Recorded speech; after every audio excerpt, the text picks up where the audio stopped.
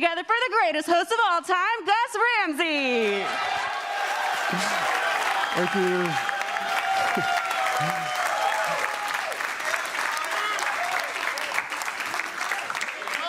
Hello, everybody. Thank you, Victoria. That was awfully kind.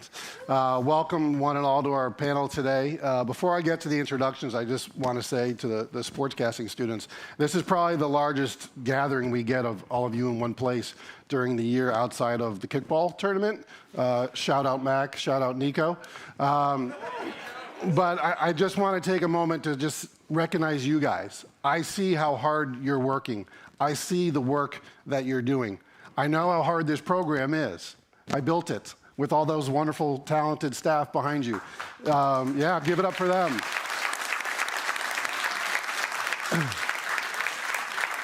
This program is designed to be hard because the industry's hard, and you'll hear some of that today. But I just wanted to acknowledge you, as Roman Reigns might say, and the work that you're doing in front of my friends here, in front of the millions and millions of people who are watching the live stream. All right, so shout out to all the sportscasting students for all the hard work that you guys are doing. All right, introduction time. So, Nicole Briscoe is part of the guest faculty of the Dan Patrick School of Sportscasting. We are honored to have her regular contributions to our program. Nicole recently went through what we call the TV divorce, where she was working with Randy Scott on the morning show for many years and has since been moved on to the nighttime show. So we're going to talk about upheaval with your schedule in this world and how it affects you, and you still have a job to do. So let's please welcome Nicole Briscoe.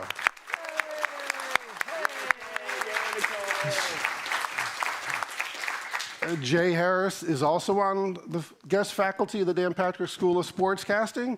I would say that Jay is almost a student because he's in his class as often as some of you. Yeah. So we're always happy to have Jay here. He shares a birthday with Dr. Jay, who's my idol, so I have two idols born on the same day. Let's please welcome Jay Harris.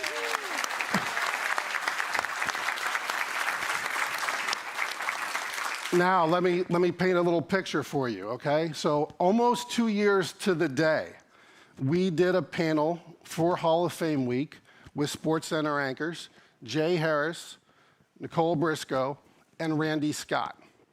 That ensuing weekend, I went to Siesta Key for a little getaway. When I came back, full-blown pandemic. Here we are almost 2 years to the day later doing another panel for Hall of Fame. Nicole is here, Jay is here. I'm going to Siesta Key again this weekend.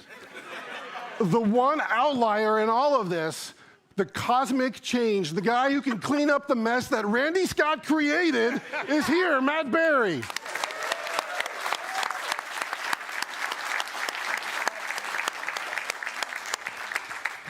All right, now, we talk a lot in the program. I've already gone over how hard and difficult it is and how challenging it is for you guys.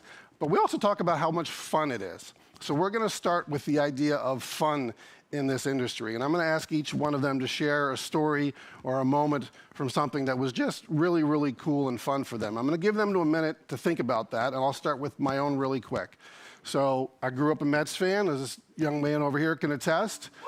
My first year on Baseball Tonight, the Mets and Yankees played in the World Series. And I had grown up listening to my father tell me stories of Subway Series and never thought in a million years that a Subway's World Series would happen in my lifetime.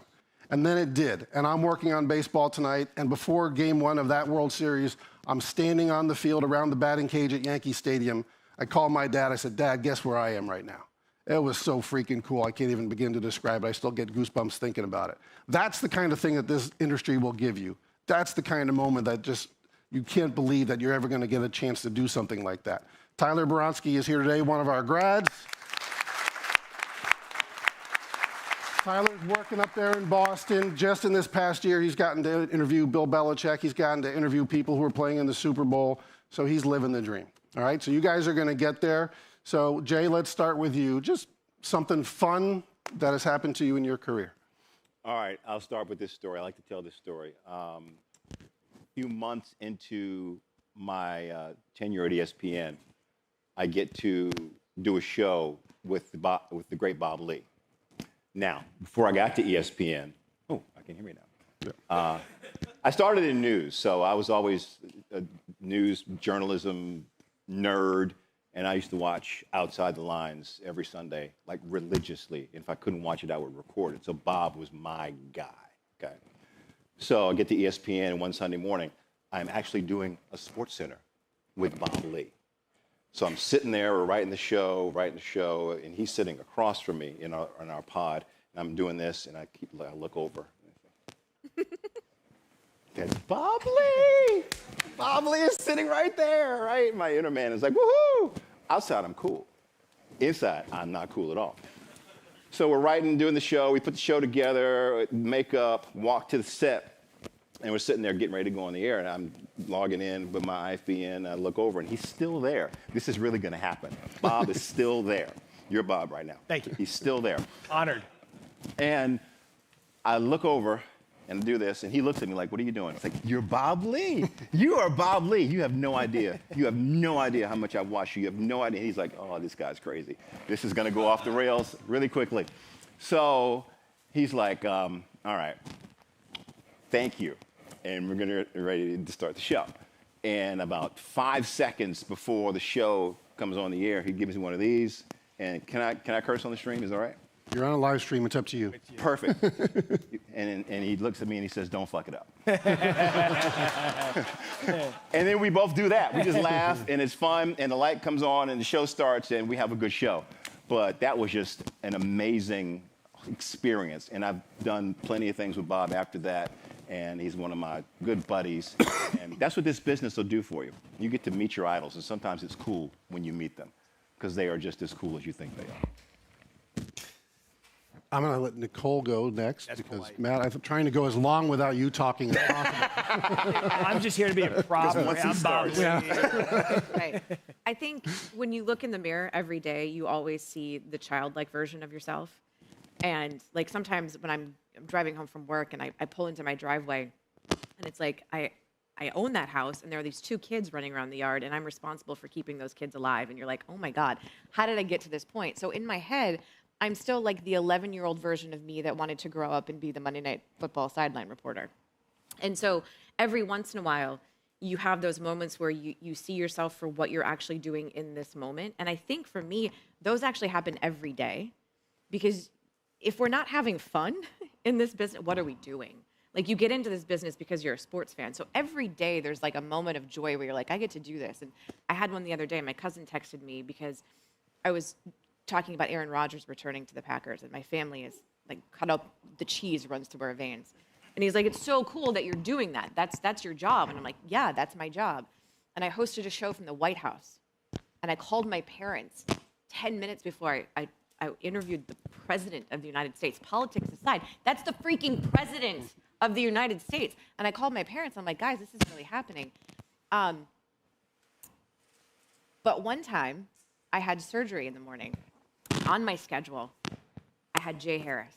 And I'm like, I'm not calling out of work. I'm going to work with Jay Harris. I had surgery in the morning. Obviously, it was minor.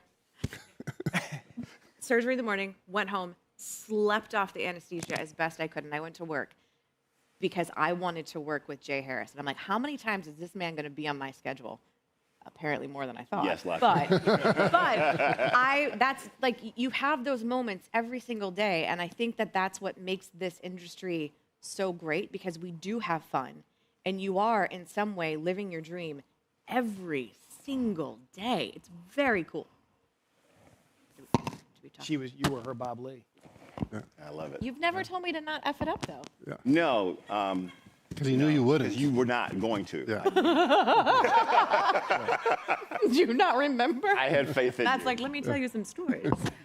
Matt, what do you got? Yeah, for me, it's funny because, we can get into the journey later, but, I made my way up through local TV, and so you kind of start at different markets, you get to a bigger market, and then I was fortunate enough to get to ESPN. And you hear all the time about what ESPN's like on the inside, sports Disneyland, and you never really grasp it until you're there. So I've got 2. One, I had just started at ESPN, and the running joke is you got to learn where the bathrooms are at ESPN first before you even know where to go to write your show, because it's just a massive place. So I'm a couple of days in. I hadn't been on air yet. You're shadowing. You're doing everything, kind of your indoctrination and getting to learn how ESPN does things. And so I said, I got to go to the bathroom real quick. I remember where there's a bathroom in the hallway. I'm going to get up and act this out, not the whole bathroom part. So I get in there, and I'm sitting there, and I go to the urinal. I'm just standing there getting ready to go. And I'm just locked in, and I see someone come up next to me. I'm a little scared of this story. Yeah, me too. I'm building it up. So someone goes next to me. I see it in the side of my face. I was like, I'm not going to look. That's weird. But for some reason, I look, and it's Jerry Rice.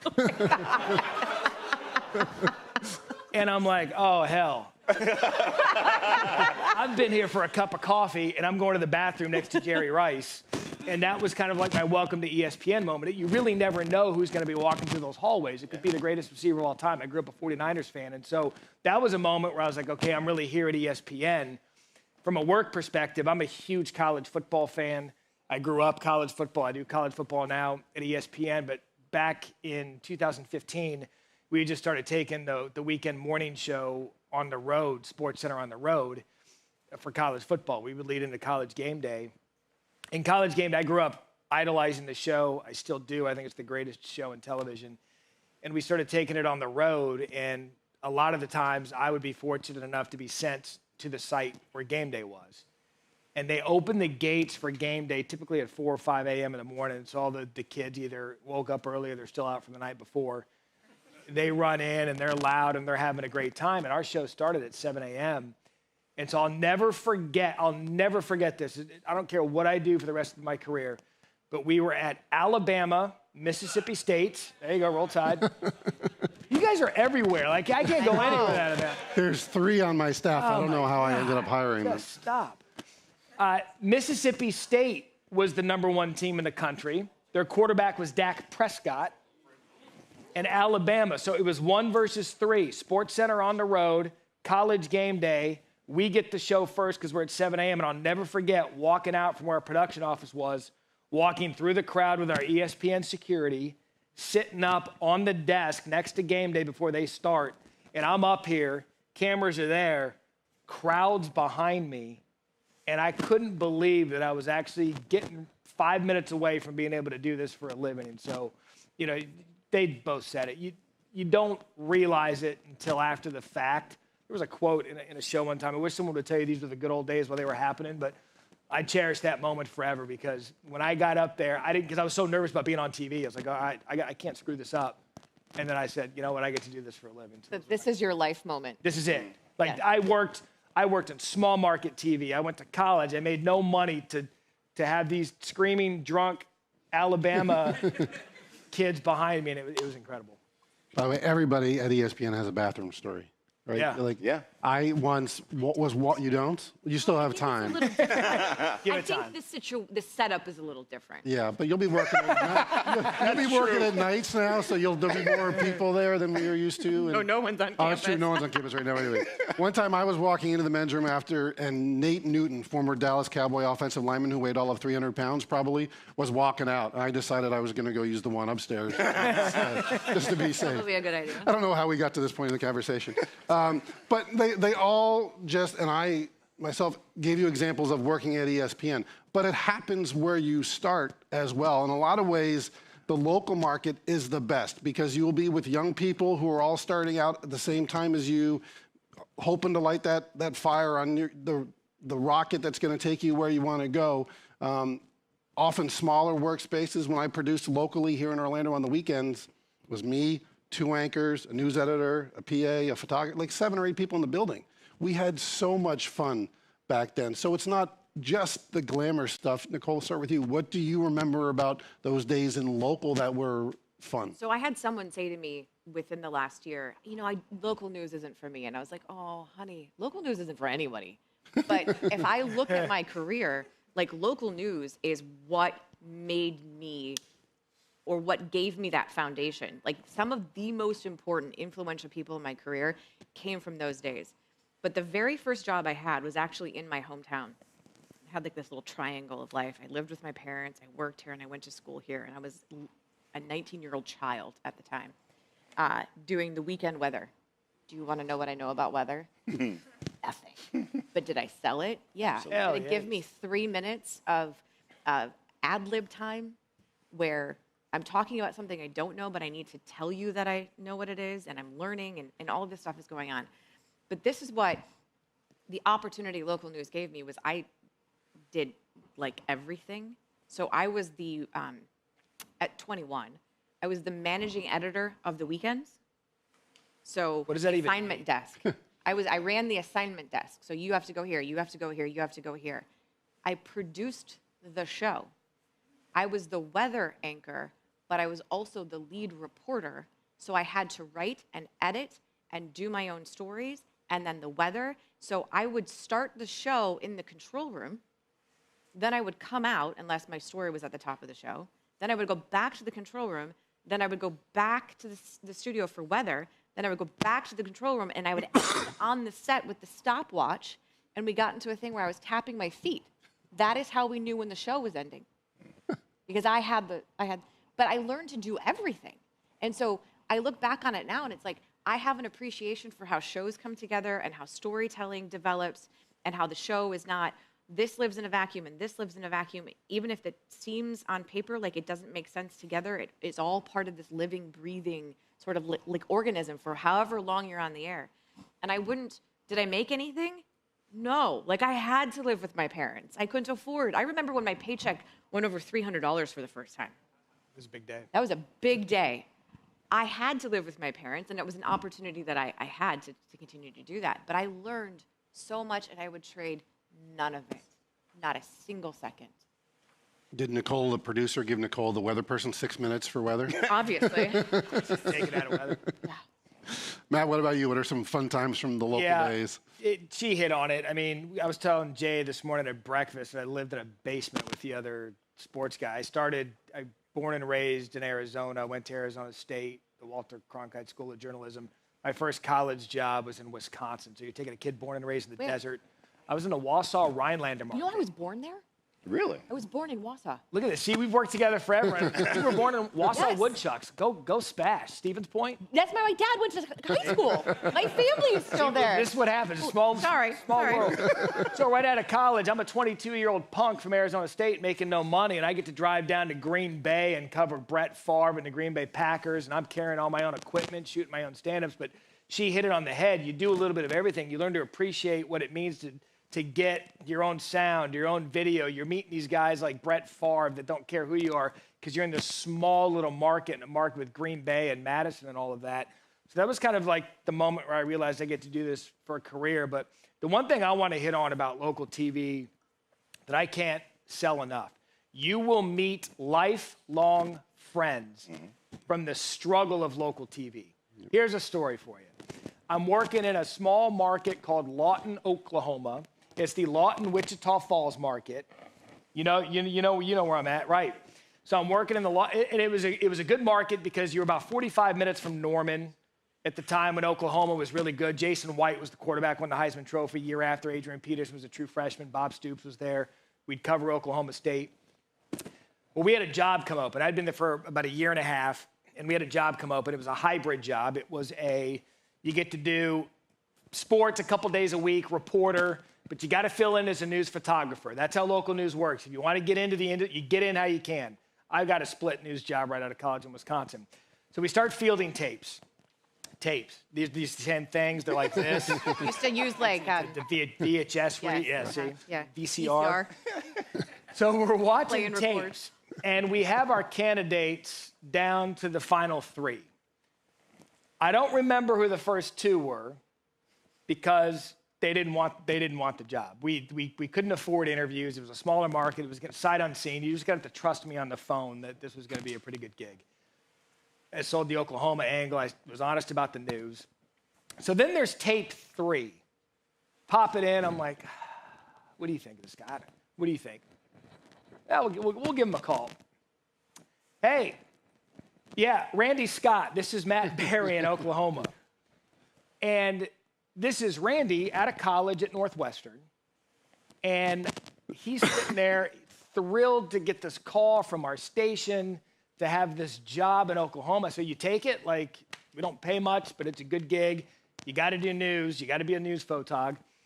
So we ended up hiring Randy to be our third sports guy and hybrid news photographer. Well, Randy and I have this story goes back, this is 2003, I think, where he would drive the news van because he was my photographer.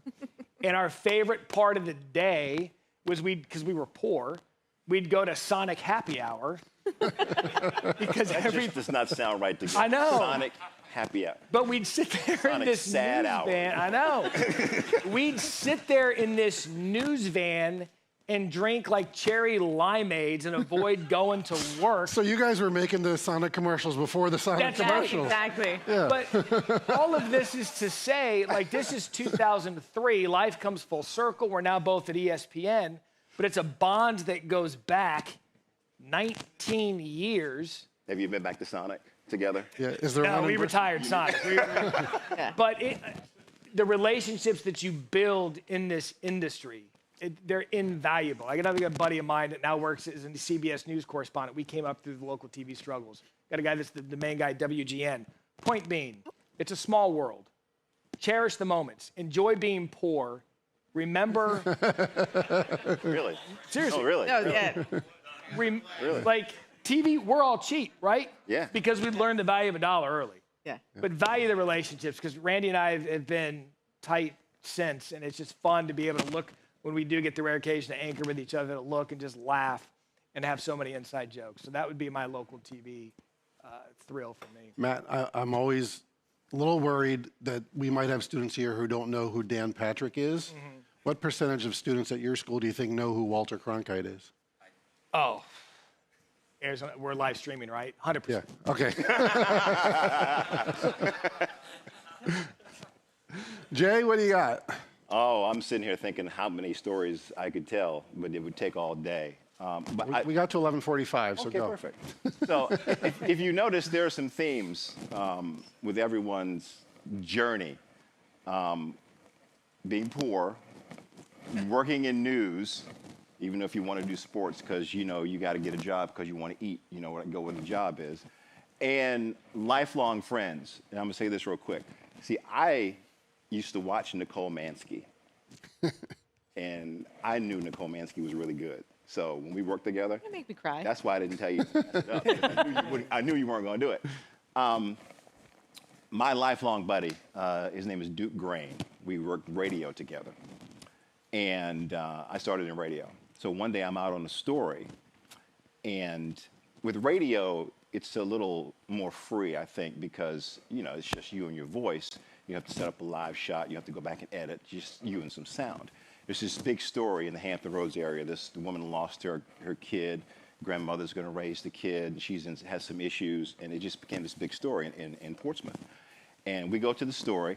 All the TV folks are trying to get some sound, talk to people, and the grandmother wouldn't talk, and no one would talk. So they leave, and I stay and hang out, and I knock on the door, and she takes a liking to me. She lets me talk to the little boy. I'm the only one who gets to talk to this kid. We're walking down, talking, tells me about his mom's grandmother. He's fine, he's good. So I write up the story in the news van, and I call it in. Well, I'm talking to my buddy, Duke, on the phone, who asks me, okay, what you got? And I'm telling him, yeah, I just talked to the kid. He's really cool. He says he had a great time with his grandmother. You know, he misses his mom, but she's not as bad as everybody says she is, and blah, blah, blah. He said, what else you get? Well, the grandmother, you know, she says she hopes this is resolved soon. And what else did you get? And I'm like, why are you asking me so many questions? And at the end of our conversation, I'm thinking, what? And he goes, well, that was Jay Harris live at the scene telling us about this latest story. I had no idea I was live on the radio. He didn't tell me. I had no idea. Now, my buddy, who gave me my first job, our news director, Don Roberts, he knew I didn't know. He told me when he got back, he was just saying, Jay, just please don't cuss. Just please don't cuss, and we'll be fine. Because I can say some words when I want to. But those experiences, the mistakes that you're allowed to make coming up, the mistakes that happen to you that you learn from next time, are we live on the air? Okay, then this is gonna go different than it did before. That's invaluable.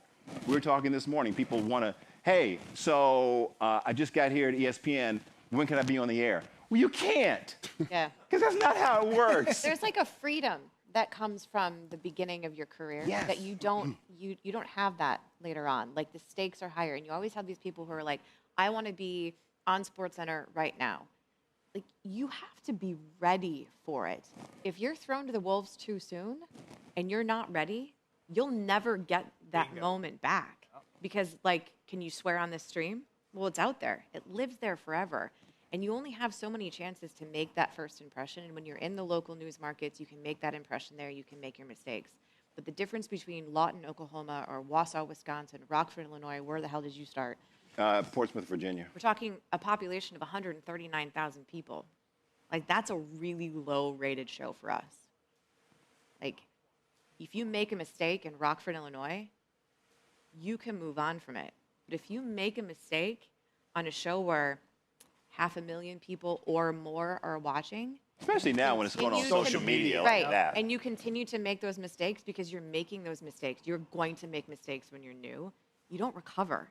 And then everything you've worked for, gone before it's even started. Yeah, the analogy I like to use, you know, sports broadcasting, we could all talk in sports analogies here. When you're working your way up to learn a sport, you know, you start baseball, you start in T-ball, right? I mean, you're not going to play high school ball when you're 6 years old. You got to learn how to hit the damn ball. They don't even let you hit from a pitcher. So then you learn how to, your hand-eye coordination, hit the ball off the tee. Well, that's small market TV. I just got to learn how to hold a microphone on live TV and be able to talk in a complete sentence. That's T-ball. Then you get to that next level where, you know what, maybe you will be able to hit off a live pitcher. Well, guess what live pitching is? You go to a little bit bigger market. You can do breaking news. You don't necessarily have to write out the script. Nicole said it so perfectly. Everybody wants to rush. Like Jay said, we hire these kids at ESPN. Now, when can I be on air? He said, you can't. Because, I mean, you can. Yeah. You'll be viral in 5 minutes, and you'll never work in TV again. And so that's the biggest thing I would say to all of you. Don't be in a rush. Enjoy local TV. Have those moments where it's okay to screw up. It's expected. If I looked at one of my old tapes, I'd laugh that I'm even here. Because I had to learn how to screw up, and then I had to learn why I screwed up. I had to learn how to get better from the screw up. And I had to recover from the screw up. How to recover. Because on live TV, you don't get to toss the commercial break on your own. Like, you're there, and you're exposed. And so the fact that you didn't know you were live is probably why it was so good. Yeah. You know? How many local places were you before you went to ESPN? See, radio. Or a Virginia. network? A network? I was going to say, like, how many local, smaller places were you before you? Virginia, Pittsburgh, local and national radio in Pittsburgh, and ESPN. So I guess 2. Okay. I did Wisconsin, Oklahoma, Columbia, South Carolina, and then Dallas, Texas. So 4, and then ESPN. Rockford, Illinois, Fort Wayne, Indiana, Indianapolis, then Fox. Yeah. Orlando and then ESPN. Sorry.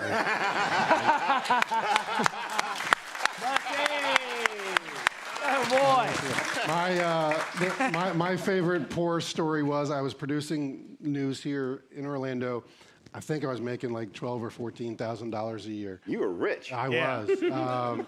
And I produced the 6 and the 11 on Saturday and Sunday. So I worked all day, both weekends, and often came to work knowing I was going to eat out of the vending machine that day. And so my dinner that night was going to be something from the vending machine with my 85 cents. And I wanted a Snickers bar, which on the vending machine was A10. What I didn't know was there was a button for A10. So I went A10, and A1 was Mr. Nature's Bag O' Nuts. So I had Mr. Nature's Bag O' Nuts for dinner that night instead of the Snickers bar. I walked in the newsroom and actually said, anybody want Mr. Nature's Bag O' Nuts? And there were no takers. But that's, you know, the other part is you become friends with the anchors or whoever. They're making money. But we went to dinner at the Olive Garden, and I had this breadsticks and the free salad while they were having all the nice entrees, and they were looking at me like, are you going to eat anything? I'm like, this is all I can afford, this stuff that's for free. But we learned a lot of lessons in local besides the failing and the getting back up, which thankfully, because of the program we built, you guys are doing that here, and we encourage you to do that experimentation, that knowing that, all right, that wasn't great, how can I do it better? What are some other key things that you learned in the local experience that carried you through to even today? I mean, some of the advice that I was given in local news, I still use it, or I still implement those things every day. Someone was like, one of the very first pieces of advice I was given was pretend that the camera is your best friend or your mom. Like, forget that is There is no everybody. a machine. Forget that it's a red light. You're just talking to your friend. Yep. Stop reading. Yep. And one of the things that someone said, do this, is write something and read it out loud. So still, here I am. I sit at my desk every day, and if I write something, I read it out loud. I say it out loud, because if I can't say it out loud and read it out loud at my desk, and I can't make it sound right at my desk, it's not going to sound right when I'm staring into a machine and trying to pretend the machine is my mom. So I still do that every day. But I remember, do you guys remember going into like the VO booths or whatever it was, and you're tracking your pieces and playing with your voice and literally trying to go down and make it seem deeper, or pacing and playing with that. Okay, today I'm going to do this when I read, or today I'm going to do this when I read, and trying to figure out what was me, trying to figure out what sounded right when it hit the tape. And I remember trying to emulate Diane Sawyer for a while. Trying to figure out who you're going to be that day. Yeah. Because you haven't figured out I who think you I are. went through a Diane Sawyer phase for a while where I was trying to, like, I'm still trying, I'm not, but like, I remember just that was a thing for a while. And you're right with the tracking voice, because if I tried to track a package like I'm talking to you now, it just wouldn't sound good on TV. The only person that could do that was Rinaldi. Rinaldi's talk voice is the same as his track voice, and somehow it works. Brilliantly, by the way. I learned treat everyone and treat every job like it's your only job.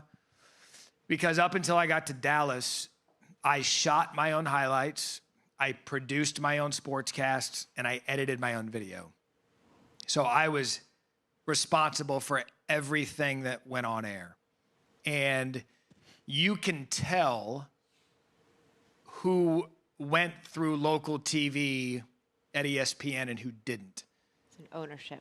Because exactly. You take ownership and respect for everybody you work with. It sounds easy, right? Respect people. It's not hard.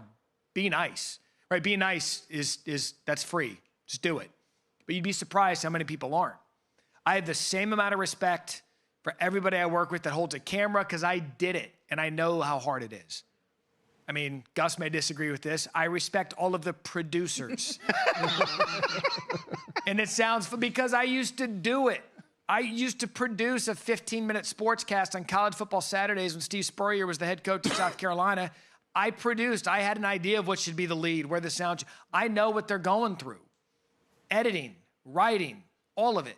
If you do it all and you understand and you embrace how to make each one perfect, by the time you get to a level where you don't have to do all of that anymore and you can hone in on the on-air craft, you've got a tremendous amount of respect for everybody that's around you, because I'm one of those people. I'm just a competitor by nature. I wanted to have the best highlights on Friday night for high school football in the market. I wanted my highlights to be the best. I wanted my sportscast to be the best. I wanted my highlights to. So I started making it a competition to make sure that I was the best at every single one of those crafts. And then by the time you get to a level where you're just concentrating on air, like we're fortunate enough to do, you understand what the producers are doing. You understand what the PAs are doing in editing, because you used to do it. How does that make you better as a talent? Because I know what it took to get there. And so I kind of know, Gus, when I'm looking at a rundown, my producer now is a guy named John Deaver, is a fantastic producer. Because you've done it, you can sell it because you know why they're going that way. Like the buy-in factor? Exactly. Because you would have done the same thing. And we're also, and Gus will tell you this, just ask him. There are anchors who will want to change things just for the sake of changing it.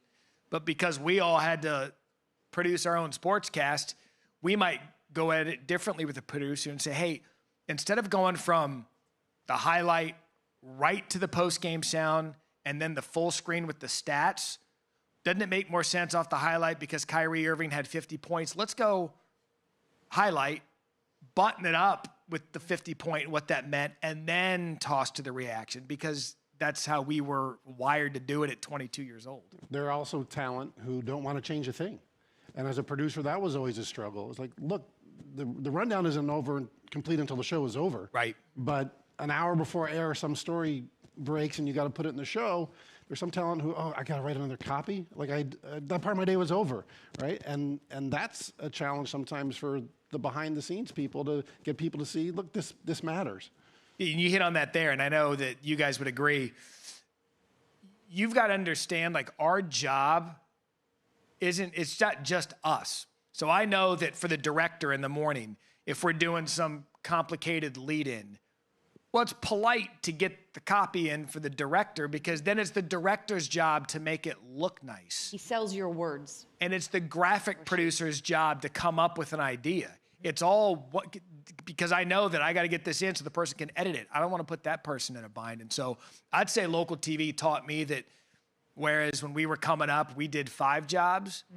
Now there's 5 different people doing the jobs, but I treat it like it's still all us. You still care for 5. You still care about 5. Right, and Right. you understand, like, you get to a point where we get to focus on this part of it. This is the part that we wanted to go into. So we get to focus on this and try to be good at what we're doing now. But those guys chose to go into that. Like, that was, like, John Lavoie is one of the most creative producers that I worked with on the morning show. Lavoie, he's cranky. But, yeah, can be. Bad but, dresser. Like, he's really creative in how he packages things because he had a chance to go into that. That's what he chose to do.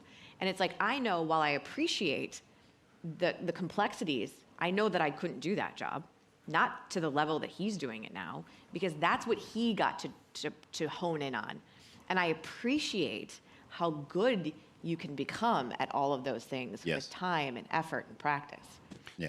Jerry, before you dive in, I just want to say we're probably going to move on from the local news conversation after this. So if anybody has a question specifically about working in local news, come on up to the microphone and we'll get to you before we shift gears. You mentioned Deaver, Lavoie, Artie Dolan, same way. When a producer puts a show together and they have a vision and they put some copy in because they have the whole show vision, most days I'm like, okay, if I can come up with something that I think maybe might work a little better, we can talk about it. But if that's the vision and it fits and it's good, I'm down because we're a team. We're working together. It is not my show. I may be the face with my co-anchor. It's not my show. It's our show. So if you have that throughout your career, you'll be okay. I mean, money, whatever, you'll make money, you might not, but you'll always be a good person. My grandmother, you might say be nice. My grandmother told me always be nice. And that's not hard to do because we're all in this together. It's a people business. And if you start out that way, hopefully you'll stay that way. And that's why you can't start at ESPN because to be on the air or whatever, because you want these experiences. You want to meet different people. You want to have conversations with people who grew up different from you, who look different from you, who think different from you, so you can get a broader perspective of this big old world we live in, as opposed to thinking that, well, you know, I grew up in such and such, and this is what it is, and boom, and I'm done. No, you're not going to go very far like that. What about that example with you and I on, was that Tuesday? We had breaking news. We had the Aaron Rodgers news happen 10 minutes before we went on air. Yep. And the producer had how the show, they wanted it structured, knowing that we had the Aaron Rodgers breaking news. He and I talked, he just said it, like the rundown was what it was. We knew the news, it was already out there, but we needed to package it. Well, it was one of the times where I came in and I disagreed with it and had the conversation, and sometimes it's a difficult conversation because I really thought this was the way that it needed to be presented. We both kind of hopped in on it. We ended up keeping it the way that it was. But if you care about it would have been just easy to just go out there and be like, all right, let's go. But because we both care and we care about our job, but we respect how they line it, you got to have difficult conversations. And no, you go ahead. I was just going to say, you guys, like, no is a really powerful word across the board. But you guys shouldn't be using it right now, at least when it comes to your career. Like, you should be saying yes to everything. If it's outside your comfort zone, even better. Try something new. Do something that you didn't expect to do. Learn from that experience and take those experiences back to the thing that you thought you wanted to do. And you will be shocked and amazed. You all probably have a plan. This is what I want to do. And I hate to tell you this. You in your mind think, I'm going to go from A to B, and B is the road is going to look like this. Oh, yeah. And every twist and turn because you said yes to something that you didn't expect may eventually get you to the dream job, but it's so much richer and more fulfilling doing it by making yourself well-rounded and experienced. Say yes to everything right now. I always say, you can't, sure, give it up. People ask me all the time, how do I get to ESPN? And I said, well, Siri will tell you get on 95 and drive north. Yep. And outside of that, that's the only real direction that there is. Yeah. Real quick, before we get to questions, following up on what Matt was talking about the other day, what we didn't know was behind the scenes, the producers and the coordinating producer were on the phone trying to make sure that, who was it, Graziano? Dan Graziano, but then they got the Schefter curveball. Yeah, and because Adam Schefter was working on a different story, so he couldn't come on and talk about Aaron Rodgers. He was working on the Russell Wilson Russell stuff. Wilson. But see, we didn't know any of that. And they didn't tell us any of that because we don't need to know the chaos. And a good producer will keep all that chaos in the control room because if we know the chaos, then we're like, oh, blank.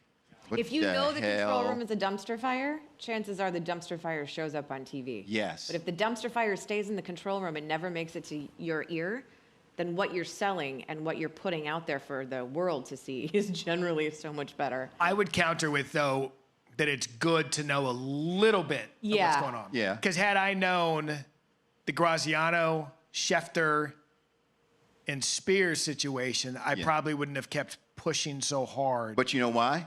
All of this happened like 45 seconds before the show started. Yeah. Yeah, we're attacking like it's hours. It was seconds. There's also an experience part of the equation here. When I was first producing at ESPN, I was working with people who'd been in the building for 5, 6, 7 years. So even though as the producer, I felt like it was my show, I have talent who know more about how it works than I do at the moment. So in those instances, I probably deferred to them. Over time, as I grew more experience, there wasn't a talent in the building I felt could tell me what to do, but I'd be happy to have conversations with them about what we should do. But a lot of producers will be very territorial about their rundown, and if you come at them, it's almost like an attack. I hear you Yeah. laughing, Jamila. But you have to grow in your own self-confidence to understand this isn't my show. This is our show. We're all trying to get to the best place. We just may see it differently, what that route is to get there, but we got to have that conversation to figure it out. There's a question? KJ, come on down.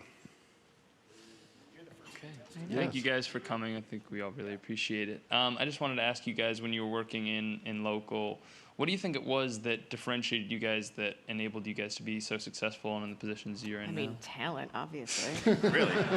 Other than that, Devastatingly handsome and all that stuff. You know what I did, because sports is such a competitive industry, my whole career playbook was try to find stories that could run in the newscast. So try to find stories outside of the X's and O's thing, because most local news directors hate local sports. It's true. Most of the news directors at the station, they don't like sports. They don't take time out of weather. They take time out of They sports. take time out of sports. So if you've got a 3.5-minute sportscast, something happens, guess where the minute of time's coming from? Sports. And I come from the local weather guy. They're the icons in the local market. So I used to try to find 2 stories in one. Here's the sports angle of it. Oh, here's the human interest angle of it to give to the news people. So that I got my job in Dallas. It was a top 5 market. I was 29 years old, because the news director saw my reel and she's like, oh, like that story's, I could run that in the 4 p.m. news. I could do this. And she called me right away. She's like, I love that your stories aren't just sports X's and O's. And that's how I did it, because it goes back to the versatility of it.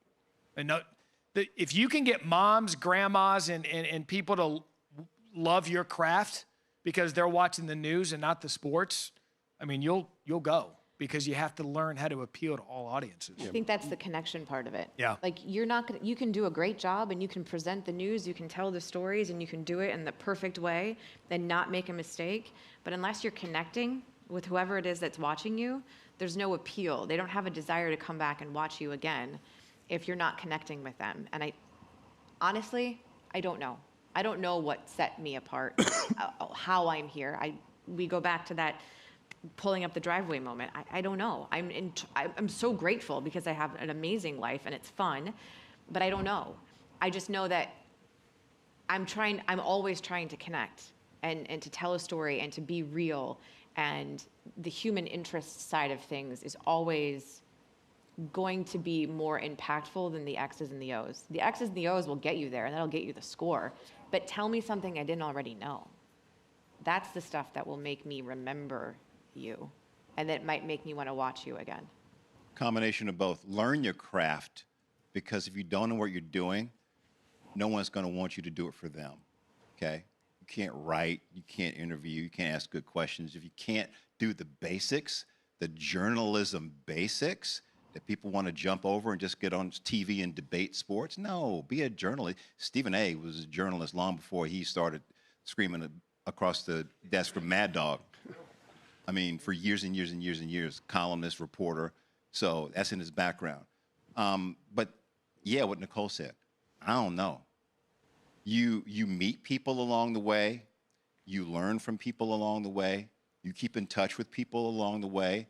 And they remember, hey, this guy, boom, and then you're here.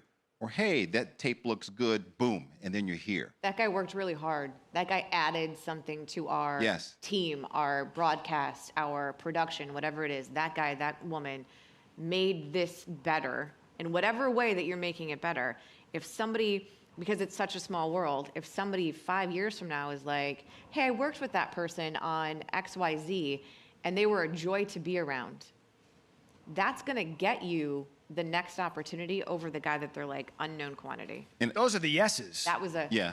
Oh, yeah. And the no. Right, Yes. to KJ. And then, look, these are just the people that said yes to us. Yeah. I have more no's than yeses. And those no's are good no's. Correct. yeah. A lot of good no's out there.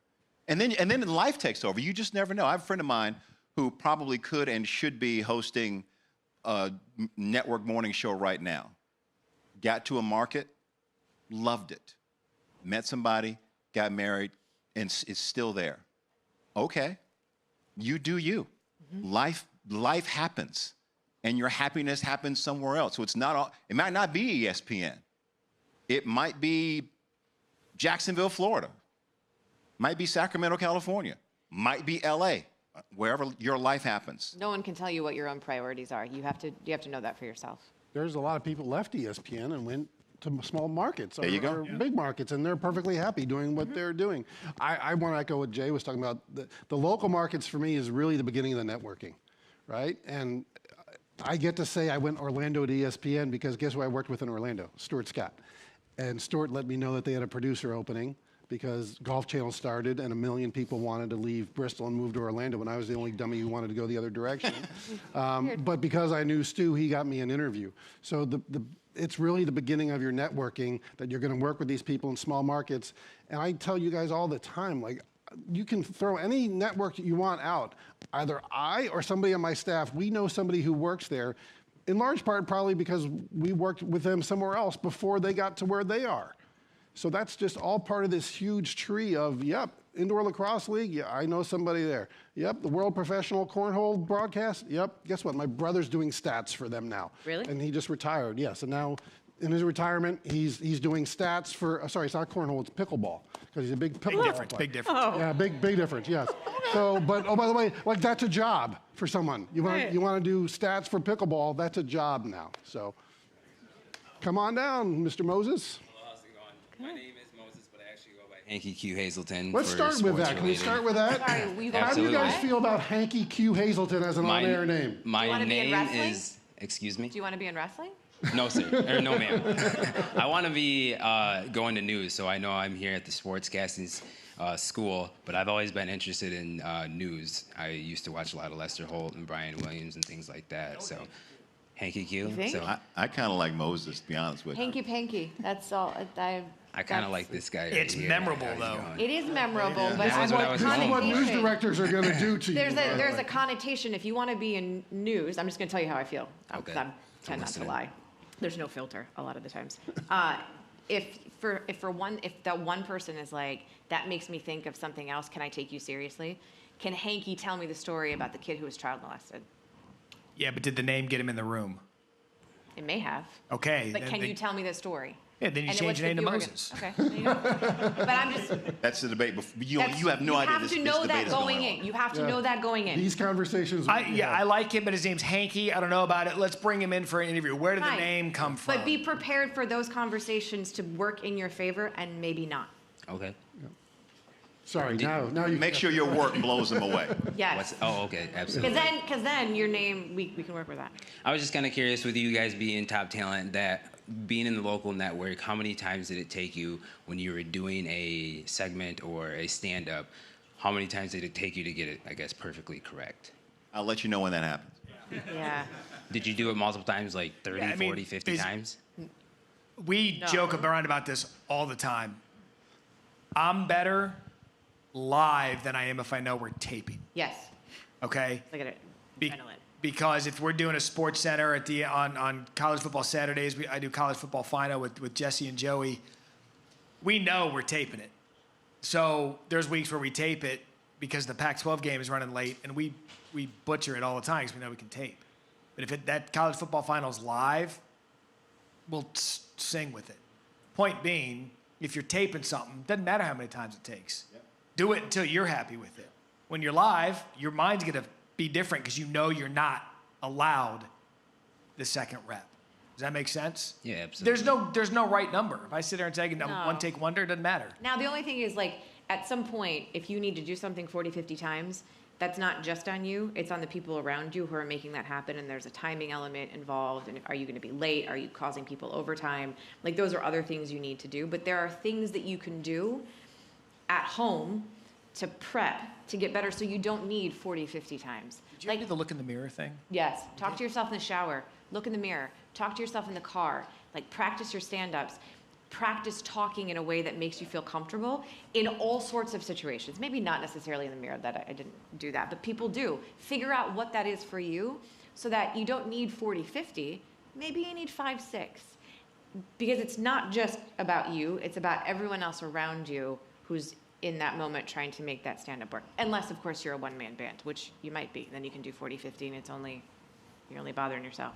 It's still reps, right? It's Yeah. still No, practice. absolutely. I say all the time, Steph doesn't walk into the Warriors practice, hit a 3, and turn around and leave. Like, he's still working on his craft. When we did 3-hour shows at ESPN, I often worked on the 8 o'clock to 11 o'clock Sports Center. And a talent would write a lead in for the A block at 8 o'clock, and they'd be like, oh, that's good, let's run it back at 9 and 10. It was like, or you could write a different lead in for 9 o'clock, make one stats driven, or 10 o'clock, throw some quotes in there. Find different ways because you're still trying to find your voice. But you guys, more so than the people who are actually working at ESPN, you should be experimenting all the time. So if you're doing 30 reps, it shouldn't be 30 reps trying to get one right. It should be at least 2 or 3 different ways of trying to do something and see what feels good for you. See what you stumble on. Okay, I'm going to leave it with this. So why is it that you would go with the Moses? Just, is there any specific reason? What's your last name? My real last name or my fake one? Oh, I want the. My birth real name is certificate. Moses Snyder.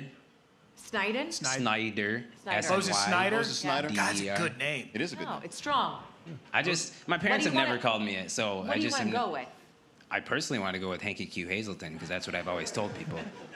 What about Hanky Hazleton? Could you drop the Q? I can do that. Okay. All right. Yeah, what's gonna Why get do me you the not- job why is do what you not wanna it's be what you? I'll do with. Why do you not want to be you? Why do I not want to be me? I think it's me. Just it goes with my hair and my personality, and it's just like, oh, it's Hanky Q. That's just me. You could be Moses. If I didn't know you, would be like, Mo- yeah, Moses could have been your fake name. Would have been like, that fits. Moses just kind of seems kind of like that, like older person, like, hey, Moses. Like, I don't know. It just doesn't seem like it's. What do you don't have? You're not carrying tablets or anything with a big beard. Like, Not yet. right. Here's the deal. I think at the end of the day, it's going to be less about your name and more about the things that come out of your mouth and how Thank you. deliver it. That's what I was going to say. Your name will get you in the door, or it might not. But you need to be prepared for those conversations. Yeah. If I see your tape, I don't care what your name is. Can you do the job? If you can't do the job, your name could be Walter Moses. Cronkite. It could be Princess Sparkle Pony. Yeah. All right. I'll pray about it and we'll see what happens. Do you think, bro? Thanks. My boy Moses, Hanky Q. You're talking to a guy whose entire life has gone by a name that isn't his. So, I'm not Gus. That's my nickname. I changed my name in the middle of my career. Like, Jay said it, like, he watched Nicole Mansky. And I was Nicole Mansky for the first 30 years of my life, and then I got married, and I was not going to change my name because I was right. I was Nicole Mansky. That's who I was, and people knew me as that. And my husband doesn't ask for much. He's very chill. And my husband was like, it's important to me that we're a family. And he's like, I want you to represent our family. And I was like, well, I didn't go to medical school, so it's fine. Like, so I changed my name. And I don't know, like, you're not attached to it that way. It works. Yeah. You're still you. Yeah. In the rundown, but it's always NB and MB. That's a- God, they butcher that. That's a nightmare.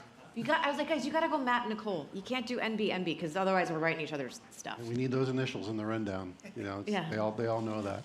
Look, the guy whose name is on the program here, his real name isn't Dan Patrick. Now, he's not Hazy Patrick, Hanky Patrick. Hanky Q. Yeah, he's none of those things. Hanky Q Patrick. But Danny Q. Patrick. sometimes you make a name that you think is going to work for you. So, what do you got, sir? All right, before you answer my question, I believe there's an online question if you want to go ahead with that Oh, one first. Oh, cool. Oh, what do we got? Awesome. Thank you so much. Yeah, so we have Michelle Montaigne joining us on YouTube. Hi, Michelle. And this question is for the crew. And Michelle says, one of the things we always hear is that authenticity is key in being successful in this industry. You three are so good at that aspect. And the question is, how did you work on and improve on the authenticity aspect of your delivery? I want Nicole to start with that because she's told this story before, but I don't think recently, about your own authenticity and the two Nicoles. Oh, God. I think for the longest time, the business can be tough. You have to have thick skin. And I sort of laughed at the Russell Westbrook this week where he's like, oh, people are making fun of my name. Well, that kind of comes with it. Not everyone is going to like you. And I think for the longest time, there's the TV Nicole, there's the professional Nicole, and then there's the real Nicole. And if you didn't like TV Nicole, that's fine, because that wasn't the real Nicole. And I think when I look back on it, it was a lack of confidence in me and who I was that sort of led to that. And the second I sort of said, and I just started being me, I think I got better. I think I got better at my job. I think I got more comfortable. I was obviously more confident. And everything about me was more relaxed. And I want you to like me. That is my job. I want you to like me. I want to connect with you. But if you don't, I'm not going to take it home with me at night, and it's probably not going to ruin my day like it may have. For every Twitter comment you get, let's say you get 20 throughout a show, 19 of them will likely be good. And then there's that one that picks on you for something. Are you on a different Twitter than the rest of us? I'm just throwing out a number. And there was a time when I would remember that one, and that one would stick with me, and it would bother me, and it would bug me, and it felt so personal. And now I don't give a damn. Because I know who I am, and I know what I'm sharing with you, but I'm also to the point where I'm sharing me, and I'm fine with that. And if you don't like it, I don't know, that's your problem, not mine.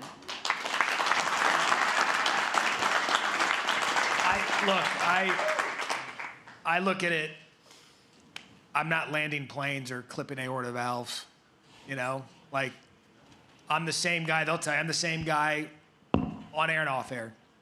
Because this is gonna sound pretty minimal, but I don't care. Like, I know what I do is fun. If there is a tragedy or a story that I have to do that's sad, yeah, we've all got the capacity to understand the importance of the story, but I take the job seriously. I don't take myself seriously.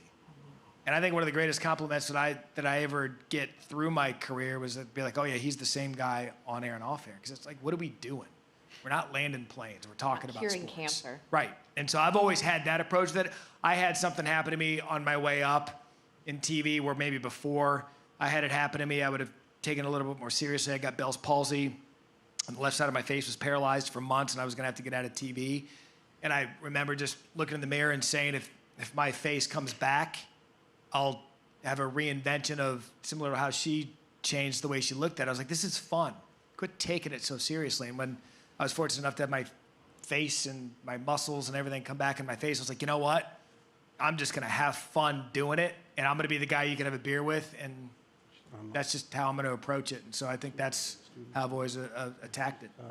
You have to not care, but you also have to have a little bit of courage to be who you are. I mean, Nicole and I said it earlier when you're like in the VO booth, who am I going to be today? Which voice am I going to be today? Who am I going to channel? Which one of the people that I like in broadcasting am I channeling today for this particular story?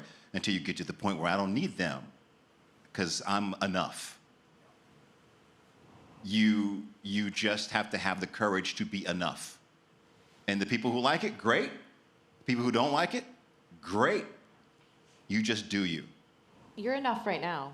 We're not actors. No, you're enough right now. Like, actually, we're not actors. So, like, we wear hair and makeup stuff, right? Like, that you're sort of a better version of yourself in terms of appearance. Like, I probably spend my normal life in, like, yoga pants, whatever. This is who I am. And someone came in the other day, and she was like, oh, well, when I do Hallmark movies, I do this. And I was like, this isn't a Hallmark movie. I'm not an act. I'm not playing a role. I'm just me. Today on a very special SportsCenter. By the way, Michelle, if you're out there watching, Nicole wants you to call her so you can talk about Yeah, the I need to know what's going on because Yeah. I feel like I'm out of the loop because he filled me in a little bit. and- Michelle's very cool, by the way. And by the way, if you didn't pick up on it, Matt had a bumpy flight last night. That's why he's got such respect for landing airplanes. Those guys. Now, sir, thank you for deferring. Of course. All right, first off, just want to thank you all taking time in your busy schedules to be with us today. It's a once-in-a-lifetime opportunity to meet all of you, and thank you very much. My name is Alan McDonald. The question I had, we spoke a lot about the local TV already. Is that your real name? Alan McDonald, yeah. I don't have anything to compete with Hanky, you know. But honestly, it's a legendary name. I think you should stick with it. But following up, though, as far as the local TV, I know there's probably not a student in this entire room that doesn't want to shoot for the goals to be on ESPN or Fox Sports, a major network like that. But we know the reality of things is upon graduating, that's probably not going to be the reality. You probably will have to hit the local TV market. What is your biggest piece of advice for all of us that, you know, upon graduating, we don't hit that major network? What can you give us for advice for that? Patience. One. I wanted to quit every job. In fact, I did quit. Quit TV after my first job. I quit, went and bartended in Newport Beach, South Carolina, because I was like, I went to Arizona State and the Walter Cronkite School to make $16,000 a year and live in Wisconsin. I'm out. So patience would be one. And two, Nicole said it earlier, say yes. I use the Wisconsin example because I think it's a perfect one for college grads. I grew up in Scottsdale, Arizona. Who wants to leave Scottsdale, Arizona for small town Wisconsin? No offense. No. There's a reason why I don't live No in one. But I knew I had to get in. I knew that I had to get in and go away from every comfort zone that I had to get into this industry. I had to say yes to a place I would never live if I had a choice. Mm-hmm. And so that would be my biggest advice. Patience and get in anyway. It may not even be an on-air job. If you've got an opportunity to go work at a big market I met my wife in local TV. She was a reporter at my station in Columbia. She didn't start on air. She worked at the news desk at a bigger market just to get in, and then started the on-air opportunities. It's not, like Gus said, it's not always going to go like this. So whatever gets you in the industry, get in by any means you can. Most definitely. I think if I look at my career, I was the kid who wanted, like I was 11, and I told you I wanted to be the Monday Night Football sideline reporter. Do you know the one thing I have never done in my career? I have never worked the sidelines of an NFL game. But do you know what I spent 7 years doing? Covering motorsports. Mm-hmm. Do you know what doesn't make sense in my life? Covering motorsports. Like, if you would have said to me when I was 30, you would have spent the last 5 years in motorsports, I would have, like, thrown the BS flag. So it made no sense. But it was an opportunity because I moved to Indianapolis for a local news job. and the Pacers were in the playoffs against the Heat. And the two main guys, where are they going to go? They're not going to spend their days at the Indianapolis Motor Speedway. They hopped on a plane and they went to South Beach, and they sent the new kid to the racetrack. And the new kid knew nothing. I had literally never seen a car in person on a racetrack. I could turn in a couple times to a NASCAR race, but that wasn't my thing. I was sticking ball the whole way. And I was a sponge. I learned everything. I asked the dumbest questions until I tried to learn. And you know what happened at the end of that month? Because I had said yes to everything I could find, the Indianapolis Motor Speedway radio network said, hey, we're down a pit reporter for a couple of races later in the year.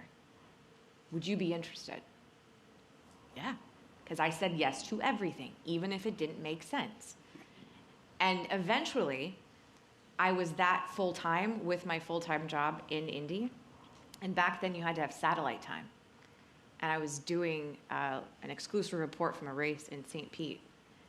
And the guy who was running Speed, which is Fox now, Speed, saw me send that report back and reached out the next week and said, hey, we're redoing a show, and I liked what I saw from you on that. Did it make sense for me to spend 10 years in motorsports? No, but I did it because it was an opportunity, and it turned one thing. I went from Indianapolis to Speed to ESPN, doing motorsports. Satellite window, I love it. Yeah, All those eavesdroppers on the satellite. exactly. Like, you, Jay? Everything that they said. And sometimes, if you're able to, sometimes you might have to work for free. That's how I started in radio. yes. First 9 months of my career. Yeah, literally. Mr. Nature's Bag o' Nuts. If you, if you can do it. Fortunately, my dad and my mom were like, okay, this your dream? We'll float you for a minute. Do your thing.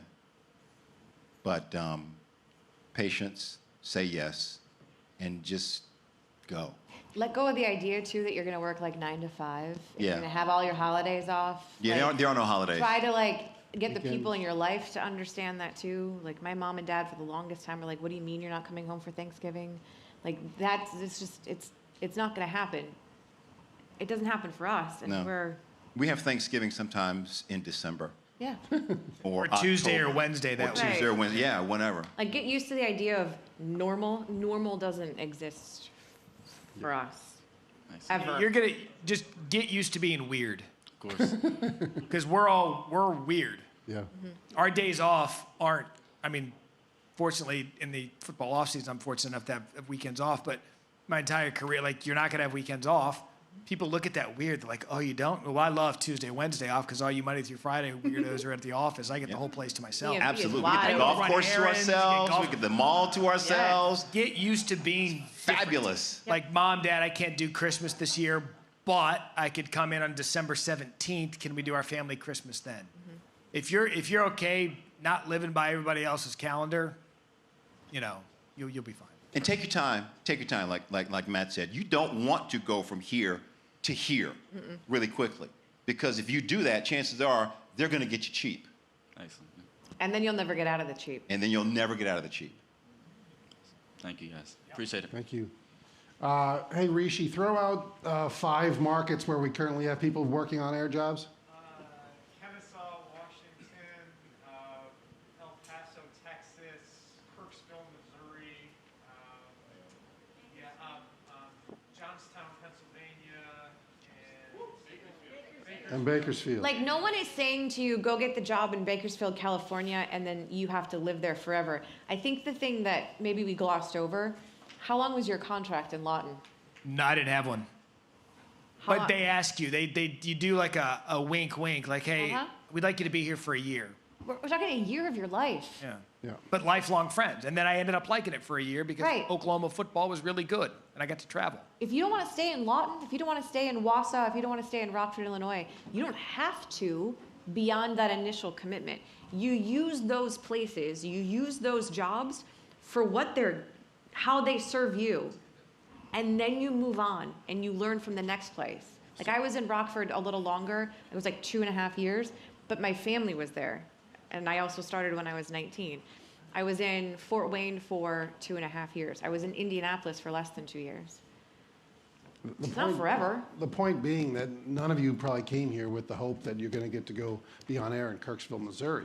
But you have to understand that in order for your journey to be complete and to achieve your dream, those are the kind of steps that you're going to have to take along the way. And they're invaluable.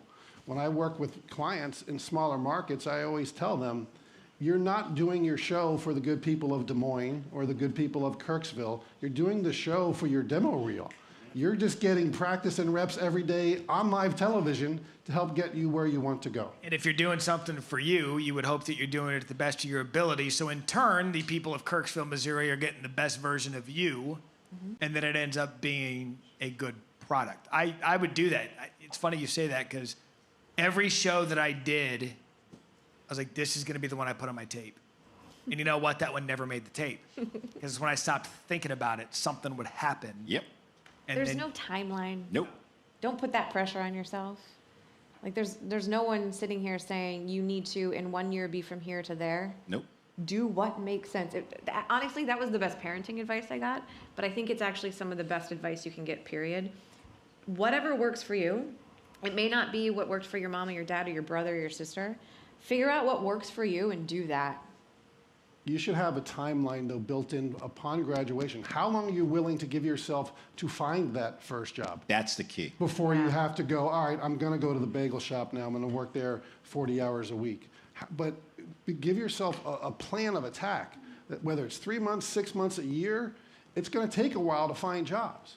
But to Matt's point, just getting in, right? So we've had grads who've taken jobs in news because it was a job.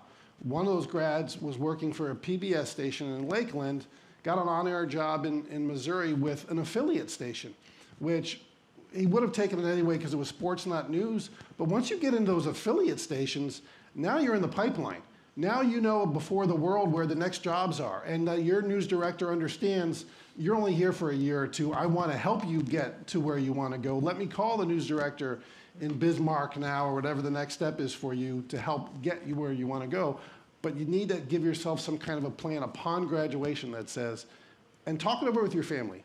How long can we make this work for me? Because trying to find a job is a 24/7 job. That was the hard part. yeah, be nice to your parents. Seriously. I'm serious, because if you guys are fortunate enough to have your parents help you out with college, in this industry, we were talking about it this morning, like I had to have my parents pay for my car insurance in my first job because I couldn't afford it. I made $16,000 a year. So like I couldn't afford it. Or find a side job. Little You side have to hustle, pay your right. bills, like that Yeah. allows you some flexibility. Ask for gift cards at goodness. Christmas. I used to ask for gift cards at Christmas so I could go buy new ties. I had two blazers. Two. You had two. You 'Cause- were rich. I had one and two ties. Yeah, but in local TV, like we didn't have to stand up. So I'd go in in shorts, flip-flops. I was anchoring the weekend. And all you had to do was have your uppers. So you'd have... You did that in local TV. I do that now. Yeah, I know. Aware. But yeah, get creative with how you approach the task because we're weird. This is a weird industry with a lot of weird stops and a lot of weird asks. It's almost like a game. If you can perfect the game and find ways to cheat the system to make it better for you, you'll succeed. Internships too have I feel like the word internship has almost become like a dirty word, but I'm team internship because that's something that you can do now. Call your local affiliates and get in the door. Because that's what I did. I had a college professor that said to me, "What do you want to be when you grow up?" And he was sort of cynical, and he was like, "Go get an internship to make sure it's actually what you like and what you want, because you don't want to wait until your 4th year of school and discover that the business that you've been dreaming of your whole life is not what you were expecting." So he said, "Go get an internship." So I did. That's how the 19-year-old ended up on air. Because my first year of college, as an 18-year-old, I went out and got an internship. And then they hired me as the PA or whatever, and then I was producing. And then before I knew it, they knew that I wanted to be on air. And in Rockford, we were short-staffed, as everybody is. They're like, "Hey, can you go do that story today?" Yes. Sure. Yes. The word is yes. Yes. So like get an internship now. this second. Yeah, you might not be graduating for a couple more years. I don't care. Get the experience and meet the people now. It will pay off. It will. Don't worry so much about the steps you have to take. Worry what you're putting into each step, okay? That will determine your duration in this career. And be aware of the world around you and use your life experiences. When I started working for free in radio, they eventually found a little bit of money in the budget, but it was basically part-time. So I would get off the air at 9 o'clock in the morning and drive to Color Time Rent to Own, where I worked, for the rest of the day. And I would sell stuff, and I would tell people, you don't want to rent to own because it's too expensive. They hate it when I said that. It's too expensive. You want to save your money. Now, I need your TV now. Okay. And I would deliver it, and sometimes I would have to go get it. And sometimes I would have to go get it in places where I really didn't want to go. But that made me comfortable in going to places where I really didn't want to go. So when I got to Pittsburgh, and I was a full-time radio reporter and then eventually a full-time TV reporter, if we have to go into a neighborhood and talk to some kids who want to be in gangs, all right, I'll go, because they're just kids. They're smart kids. They're just in the wrong, they're doing the wrong thing. But if you look at what they're doing, they're really brilliant. They just need a different direction. I'll go talk to them. I don't care. I'll talk to anybody. I'm not afraid of anybody because of the experiences that I had growing up. So use everything that you have in this job because you'll need it. You ever go somewhere and be like, hey, you sold me a TV. That's Jay. Oh, that's funny. No, I spend the rest of my life. ESPN. ESPN, yeah, right. Good job. Is there another online question? Yep, we have a question from Alfonso McCree Jr. He's joining us on YouTube. Alfonso asked, do you have any advice that has helped you through the times when you felt frustrated in your career? No, I don't think I had any specific advice. I just had people to rely on. You end up with your we all have our people. You just rely on your people. When you're frustrated, you're always frustrated at something. Yeah. At some point. I I mean, said I wanted to quit every time I was in a local. I was like, this isn't for me. I want to quit. yeah. I mean, we were frustrated with the start of the show the other day. I mean, how are we going to do this? I mean, the frustration doesn't stop. So that's the thing you have to learn. It is what it is. It's life. So you just deal with whatever it is in the moment and you move on. Because if you dwell on it, then you're not going to go anywhere. Yeah, there's no difference in job frustration than life frustration. Mm-hmm. Like I was frustrated. I had to walk to the lobby this morning. I couldn't find the damn coffee machine. I'm like, where's the coffee at this place? I just needed coffee. I mean, but that's a frustration, right? One of the best pieces of advice I ever got at ESPN, because I can get worked up. No. Is one of my bosses told me, on a scale of 1 to 10, everything can't be a 10. And when you start to process in the moment, all right, this is just a 2, right? Then the frustration can kind of wane away a little bit because you realize in the moment, it's just not that big of a thing. But I had a stretch where I was doing your old show, the 7 or the whatever time it might have been like the noon, which for me was early as a lifetime nighttime worker, but I was getting up at 5 in the morning, whatever it was, every day when I was still on Twitter, #survive in advance. I would tweet that on my way out the door as a way just to say, get through today, because you don't know what the next day is going to bring. And then at some point, they made me talent coach, which is something I'd been asking for 10 years to do. And then 3 months later, they laid me off. So survive in advance. Right. But that frustration is kind of life. I want to get to Austin because we're getting a little short on time. For anybody who's going to be paying attention to the Hall of Fame ceremonies tonight, you will hear the great pipes of one Austin Dillingham as the voiceover guy. Oh. Yeah, Austin. You guys are making me blush in front of the SportsCenter anchors. But thank you guys for coming We can't see today. it because of your masks. Yeah. So my question for y'all is, maybe all 3 of you went through this, maybe none of you went through it, whether it was your first, second, third gig. And I know y'all have been preaching, say yes to everything. But how do you know what is going to be the right fit for you in terms of a position or a place to go? Or how do you know when it's time to move on? Or, So that one's near and dear to my heart because 2 jobs that I took were sight unseen. Small market, they can't afford interviews. They're not going to fly you in, right? So what you have to do, what I did, I'm a bit like the pro and con list, but I would look at it. And this sounds, God, I sound old saying this, but this was even in the primitive days of search engines to be able to find out about local towns. The answer to the question is you're never going to know if it's the right fit until you do it. You got to take a leap of faith. I was like, well, hell, fine, I'll go live in Wisconsin or Oklahoma. You just have to know and have the confidence that everything's going to work out. So to answer the question, you never know if it's going to be right until you do it. It's like looking at this outfit.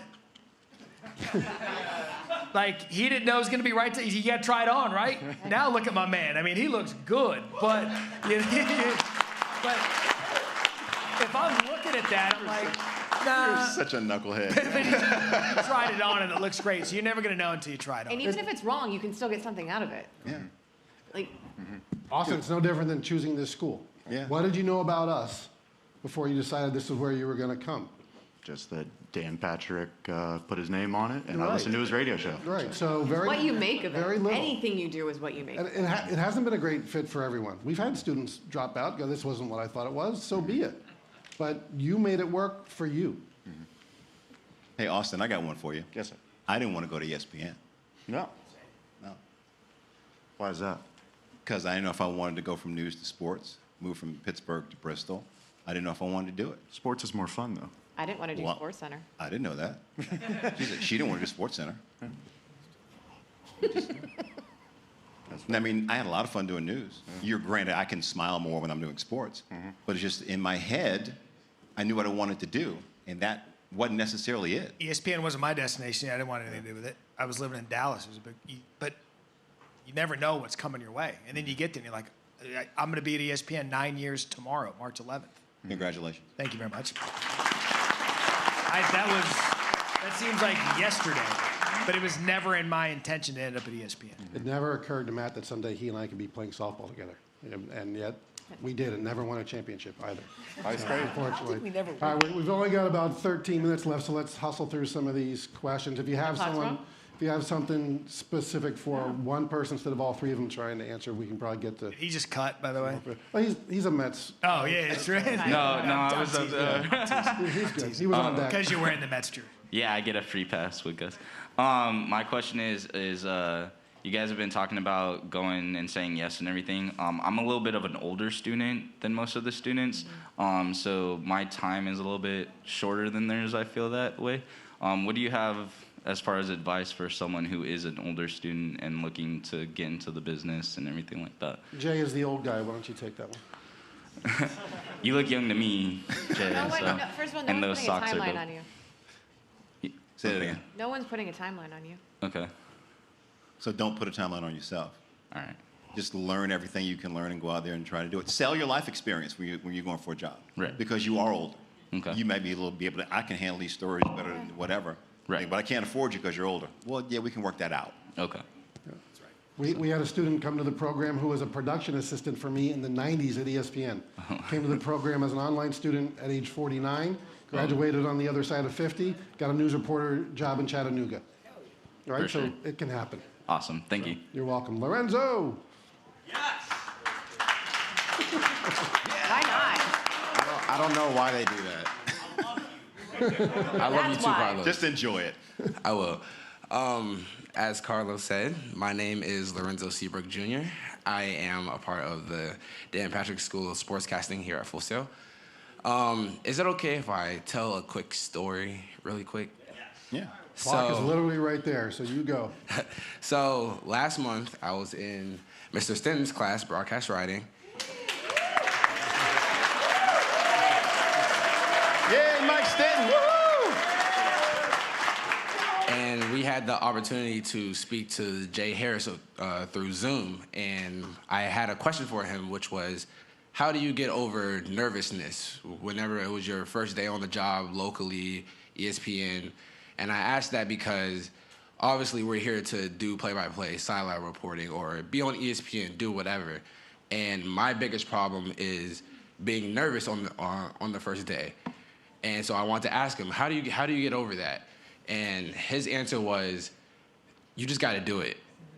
And with that, after that, I I gained the confidence. That was the biggest push that I needed. And after that, I signed up for my first Rollins game. And after that, I'm calling my first game tomorrow. And I wanted to come up here, and I didn't want to say this to you personally. I want to come up here to the mic and say it to everybody, because I know I'm not the only person who deals with this. I know that there's a lot of people out here who gets nervous and tends to back out or quit. But I'm telling you right now, I'm not even trying to say like I'm a veteran or I've done this before, because like I said before, my first game is tomorrow. Like, I've never done this before.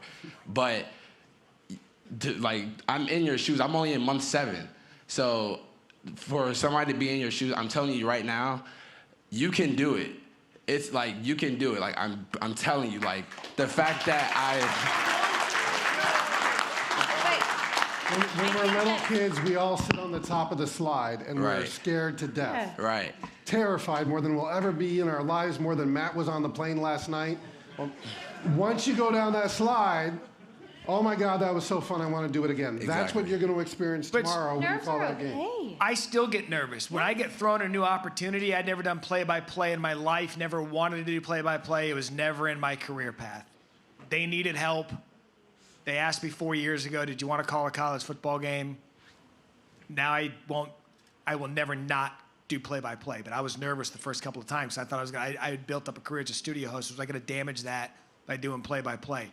We still get nervous. When we get put in a new opportunity, be it at ESPN, ABC, somewhere like that, you're going to be nervous. It's human nature. If you're not nervous, you're not alive. Nerves mean you care. Correct. Jay gave you great advice. And now you got Jay Swagger. Now you owe me $200. I'll take 10% of your volunteer. What's your Venmo? Thank you, Lorenzo. Tyler, come on down. Congrats. Have a good game tomorrow, man. Do your thing.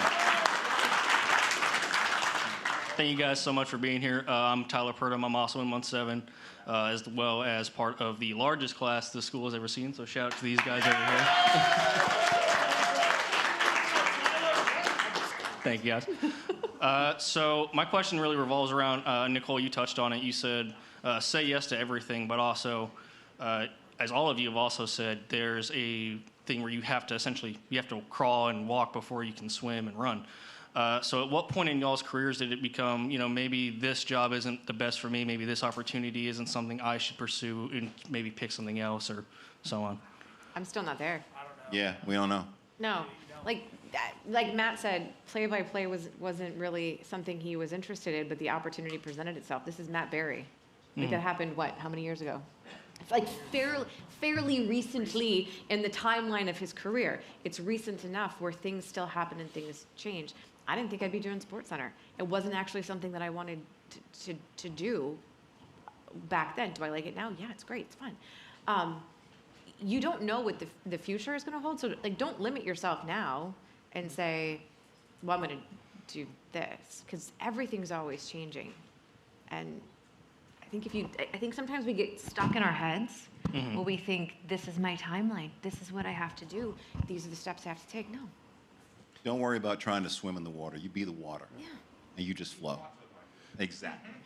Water is also wet, by the way. You'll have enough people in your life making those decisions for you, unfortunately. Like, this is what you're going to do now because you work for us. So you just take what you can when you can get it, because eventually it kind of gets out of your hands. As my father likes to say, some problems solve themselves.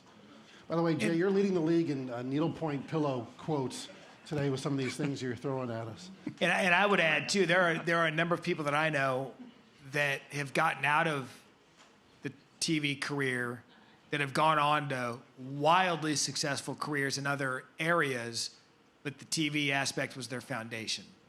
My wife's a good example. I said before, she was a local anchor and reporter at my station in Columbia. She just figured out, she's like, you know what?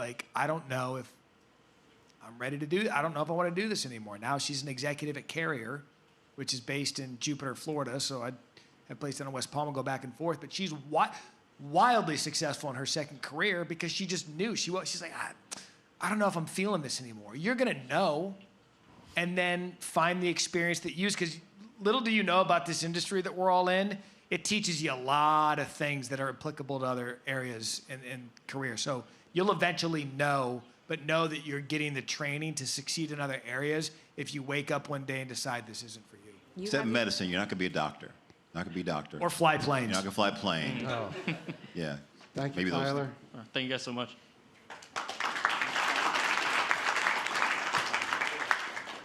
Good morning. Thank you for being here again. My name's Nicolas Arciniegas. I go by Nico. I don't know what you guys think about that. Nico, run with it. Love it.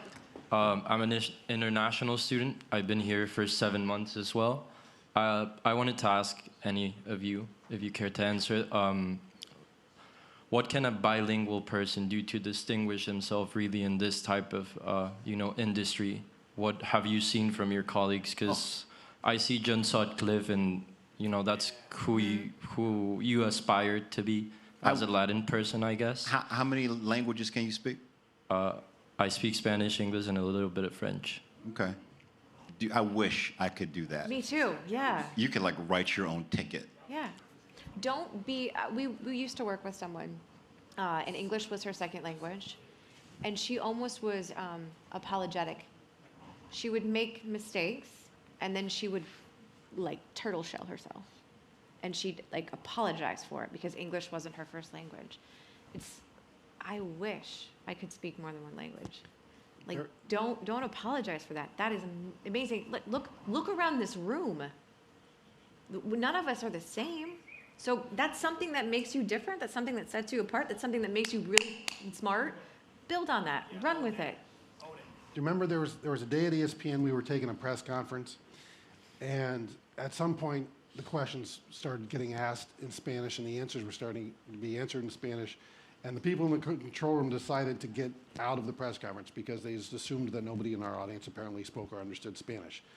So after that debacle, everybody in the building who was on air who could speak Spanish, their status raised, because now we realized we can just have someone out there who can speak the language, who can then interpret the questions and the answers for our audience. So it's a huge advantage for you. Yeah, I would say you have an avenue we don't. I can't go apply for a job, a Spanish-speaking job. I can't go live in Latin. I can't go do that. You can. And so whatever tools God gave you, whatever tools you have in your toolbox, use them. And that's a tool that I would ride that as long as I could, because it makes you more versatile than any of us. Versatility is a really important thing. And we've had bilingual students come through the program before you, and we encourage them to do stuff on air in the studio in their other language, because I want you to have that on your demo tape to go along with the English-speaking stuff. So, all right, we got 7 minutes, so let's try to hustle through a few more news. I know. Let's go to the top of the hour. I'm going to 45 because you guys got the interviews. Zach. Hey, my name is Zach Mason. Thank you guys for coming in today. Jay, a couple weeks ago, you came into Rishi's class where me and Asa were doing a debate show, and our first topic was talking about diversity in the NFL. And we had a great conversation after our first take, and I just want to let everybody else hear what we had to talk about. What advice do you have to sportscasters when it comes to, and it goes to all of you really, when it comes to talking about diversity on television? What advice do you have for sportscasters, especially for people who are so young and aren't really informed about what politics are in today's age? I would say don't be afraid of it and ask questions if you don't know. And don't be afraid to say, I don't know. Right. I would say, I don't know in a minute because I don't know everything. I can go find out. But if you know, you can help me with it. Just be that sponge.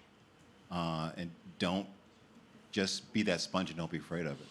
That's what I would tell you. What else did you get out of the conversation? Just don't be afraid. Don't be afraid. Stick it and go with it. That's really what I got out of your conversation. And I still think about it, and it's been 2.5 weeks. And that's probably one of the best pieces of advice, not only from Rishi's class, but you came into Jamila's class as well. And you just gave us so much great advice, because I'm from the South, and the South isn't really, when it comes to learning about diversity, it's not compared to the rest of America. Well, wait a minute. Let me stop you there. Don't get me started on this state right now. No, that's an American thing. That's not just a Southern thing. No, I agree. Because I grew up in North Carolina. I guess it's the South, but it's the same thing. Right. It's just a thing. Your version of reality isn't everyone's version of reality. And I think if we all know that, Like how I grew up is not how Matt grew up. It's not how Jay grew up. And I can't assume that they follow the same things. Like you need to assume that about everyone. Your reality is not everyone's reality, and we need to appreciate everyone. And in the South, you have both kinds of music, country and Western. Exactly. That's pretty diverse. So thank you, Zach. I like country Eastern music myself. So my name is Zach Hatchie as well. So I have a so I have a question for all three of you. It's a 2-in-1 question. When you have to handle a tough conversation, like obviously like with a tough athlete or who impacted the game, say like with Kobe Bryant, for example, how would you give advice to how to handle that situation? Like, 'cause it's so like not even knowing how to describe it. Which Kobe Bryant situation are you talking about? When his death happened, like 2 years ago or so. So, like, how would you describe like how to do your best effort to like get through that? I did the Tiger. I broke the Tiger car accident news. I had left, and they said you need to get back to the network immediately. And we all knew bare bones at the time, and it ended up going on air for about 2.5 hours, no commercial break, and they just kept feeding me guests. It's human nature. Like if you're one of those people that laugh at tragedy, then it's probably not for you. Mm-hmm. I knew something serious had happened to a global icon, so I was prepared for that.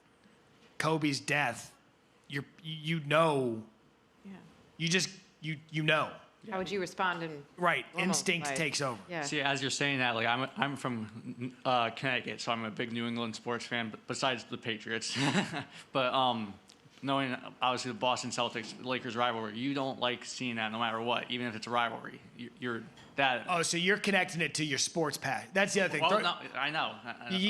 That's out of the equation. Yeah. Like exactly. If I was a Phil Mickelson guy and the Tiger news came up, I'd still would like. Exactly. That's out of like we're all fans of something. Nature. It's right. Part of it. The Human humanity. Be a human being Exactly. in those situations. Here's the good news. We actually teach this. You're going to have classes where we're going to give you stories of a serious nature to report on. The vocal team is going to put you through the paces and understanding the delivery that goes into that you can't deliver that story the same way you deliver a highlight. There are times when fandom comes into play. Like we got into this business because we're all fans of the sport, but then there's the time when you're a human, I'm a human, he's a human. Like we all share those common experiences. That's your job in that moment, not X's and O's and of course. fandom. In SportsCenter behind the scenes, if we're on a show and Jay's wrapping up a funny segment or a segment, let's say Marcus Spears, producer gets in both of our ears and say straight toss at the end because we're coming up to a serious story. Yeah. Mm-hmm. So he knows that he can't go to the chuckle hut with Spears. He's got to be like, Marcus, thank you, because coming out I've got a reader on something bad that just happened. Like almost like, oh, okay, we got to get serious now. Right. You've got to have that component. I have a term I call it's rundown awareness. And I always try to make sure that both talent knew what was coming. So things like that. But as a producer, you wouldn't bump the not top 10 off of a serious story. You have to put your talent in a position where stuff like that isn't going to happen. So thank you for your question. Thank you guys very much for the advice. All right. Unfortunately, we're gonna have to wrap it up. The good news is in an hour, a little over an hour, at 1 o'clock in the studio, the three of them will all be there. We're gonna have a very informal meet and greet. Anybody who's a sportscasting student, you're welcome to come over. But we do have deadlines, and Jay and Matt are actually gonna go do some TV, and Nicole's gonna do a little behind the scenes thing with me for our show. For those of you who don't know, Friday we're taping our first ever Full Sail Live. I can't believe I just said first ever. I hate First ever. I always correct people saying first ever, and I just said first. first ever, so that's bad. Yeah, our first Annual Full Sail one, the first Live show. Many of you students are involved Friday. in that. We're going to put that out 11 there a.m. for the Friday world morning. to see. So that's a cool thing. And Jay and Matt and Nicole are all going to do things now that we're going to be able to use in that show. So we're going to wrap it up, and let's hear it for all of them for coming down.